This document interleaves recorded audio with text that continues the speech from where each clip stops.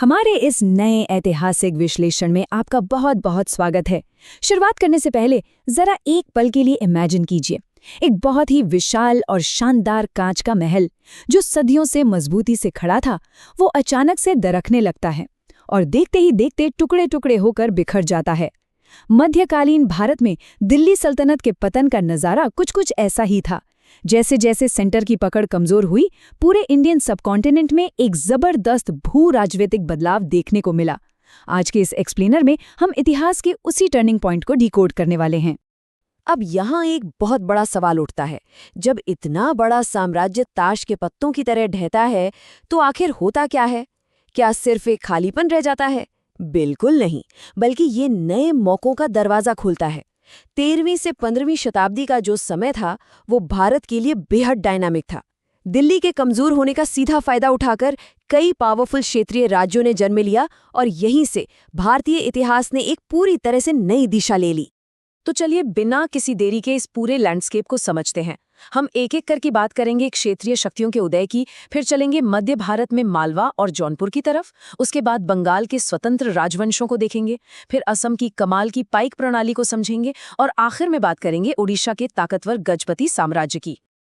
आइए अपनी जर्नी के पहले हिस्से से शुरुआत करते हैं, सल्तनत की राख से इन नई क्षेत्रीय शक्तियों का उदय। सबसे पहले तो हमें ये समझना होगा कि ये नए राज्य रातों रात हवा से नहीं टपके थे। अगर हम उस दौर के पॉलिटिकल मैप को देखें तो हम इसे दो साफ हिस्सों में बांट सकते हैं। एक तरफ वो राज्य थे जो सीधे दिल्ली सल्तनत के पतन से निकले थे, जैसे मालवा, जौनपुर, बंगाल और गुजरात। मतलब जो लोग पहले वहाँ के गवर्नर थे, उन्होंने मौका देखते ही खुद को आज़ाद शासक घोषित कर दिया। वहीं दूसरी तरफ असम, ओडिशा और कश्मीर जैसे राज्य थे जो हमेशा से दिल्ली सल्तनत की पहुंच से बाहर थे और पूरी तरह से इंडिपेंडेंट रूप से डेवलप हुए। अब ये राज्य इतने पावरफुल बने कैसे? इस पर जानकारों की अलग अलग थ्योरीज हैं। इतिहासकार जोसेफ श्वार्ट्जबर्ग कहते हैं कि बढ़ती आबादी का दबाव और अच्छी जमीन के लिए जो कंपटीशन था, उसने इन राज्यों को जन्म दिया। लेकिन वहीं दूसरी तरफ फॉक्स, कोहन और सिंह जैसे विद्वानों का मानना है कि इसके पीछे वहाँ का लोकल सोशल स्ट्रक्चर था, यानी रिश्तेदारी, कबीले और आपसी वफादारी ने इन लोकल लीडर्स को इतना मजबूत कर दिया था कि दिल्ली के लिए उन्हें हटाना लगभग नामुमकिन हो गया। चलिए अब आगे बढ़ते हैं और सीधे भारत के सेंटर यानी मध्य भारत की बात करते हैं, खासकर मालवा और जौनपुर की। अगर हम मालवा को देखें तो इसकी ज्योग्राफी बड़ी ही ट्रिकी थी। ये बिल्कुल सेंटर में था और इसकी वजह से इसकी सीमाएं चारों तरफ से एकदम ओपन थीं। आप समझ रहे हैं? इसका मतलब था कि ये राज्य हमेशा अपने पड़ोसियों के निशाने पर रहता ही था, चाहे वो दिल्ली हो, गुजरात हो या फिर मेवाड़। यहाँ कभी शांति नहीं रही, हमेशा कोई ना कोई बॉर्डर विवाद चलता ही रहता था। और इस ओपन बॉर्डर का सीधा नतीजा क्या हुआ? लगातार चलने वाले युद्ध। इसे एक उदाहरण से समझते हैं।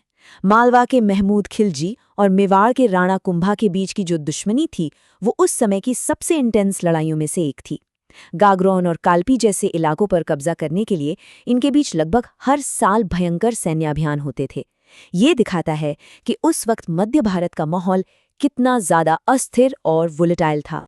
खैर, मालवा से थोड़ा ही ईस्ट की तरफ जाएं तो हमें जौनपुर मिलता है, और ये कोई आम राज्य नहीं था। जौनपुर ने न सिर्फ दिल्ली को जबरदस्त टक्कर दी, बल्कि ये एक बहुत बड़ा कल्चरल हब भी बन गया था। इब्राहिम शाह शर्की के टाइम में इस राज्य ने इतनी इज्जत और शोहरत कमा ली थी कि इसे शिराज़े हिंद का टाइटल दे दिया गया था। उस दौर में ये बहुत बड़ी बात हुआ करती थी। अपनी इस यात्रा को थोड़ा और पूरब की तरफ ले चलते हैं और बंगाल के स्वतंत्र राजवंशों पर नजर डालते हैं। बंगाल की कहानी बड़ी ही इंटरेस्टिंग है। पहली बात तो ये कि दिल्ली से इसकी दूरी इतनी ज्यादा थी कि वहां बैठे गवर्नर्स को खुद का राज चलाने का एक तरह से फ्री पास मिल गया। ऊपर से बंगाल का विशाल नदी नेटवर्क और समंदर तक सीधी पहुंच।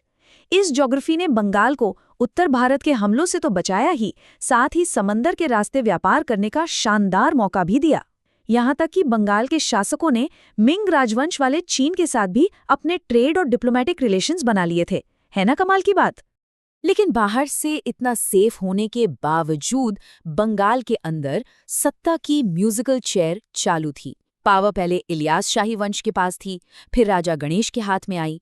उसके बाद कुछ समय के लिए एबिसीनियन यानी इथियोपियाई कमांडर्स ने राज किया और आखिरकार 1493 में हुसैन शाही राजवंश ने आकर इसे स्टेबल किया और एक बहुत ही शानदार दौर की शुरुआत की।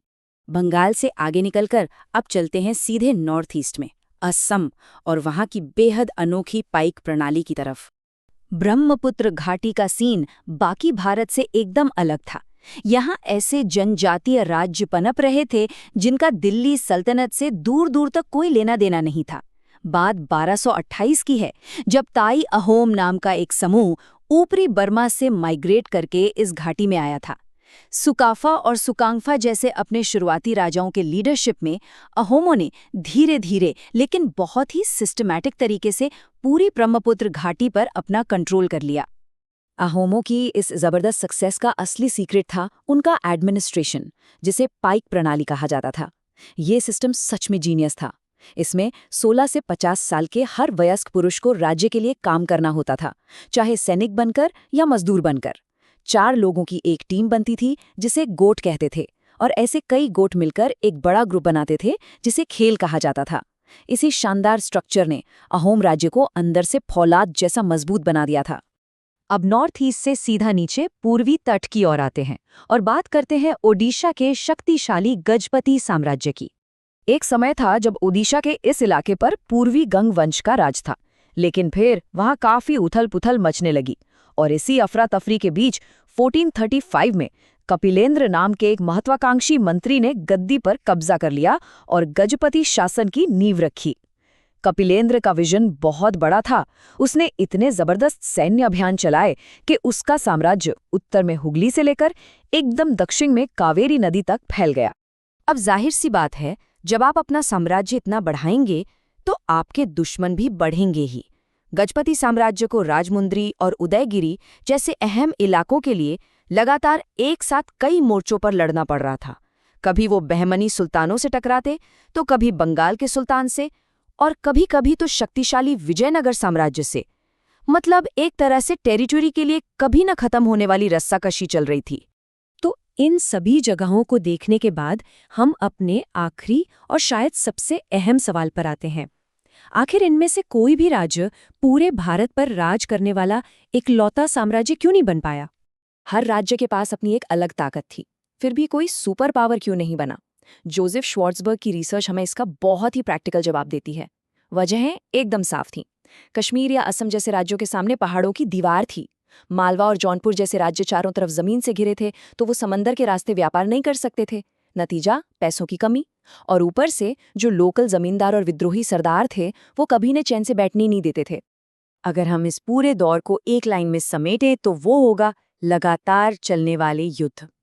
हर कोई अपना बॉर्डर बढ़ाना चाहता था और सब एक दूसरे से लड़ रहे थे। इस अनएंडिंग वॉरफेयर ने इन सभी राज्यों के पैसे और रिसोर्सेज को इस हद तक खत्म कर दिया कि कोई एक राज्य इतना पावरफुल हो ही नहीं पाया कि वो पूरे इंडिया को कंट्रोल कर सके। बस शक्तियों का एक बैलेंस बनकर रह गया। तो आखिर में हमारे सोचने के लिए एक बहुत ही गहरी बात रह जाती है। क्या किसी एक छत्र साम्राज्य का ना होना सच में कोई नाकामी थी?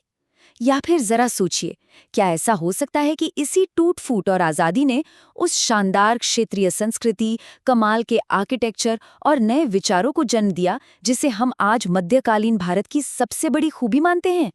डाइवर्सिटी ने हमारे इतिहास को कैसे शेप किया, ये सच में सोचने पर मजबूर कर देता है।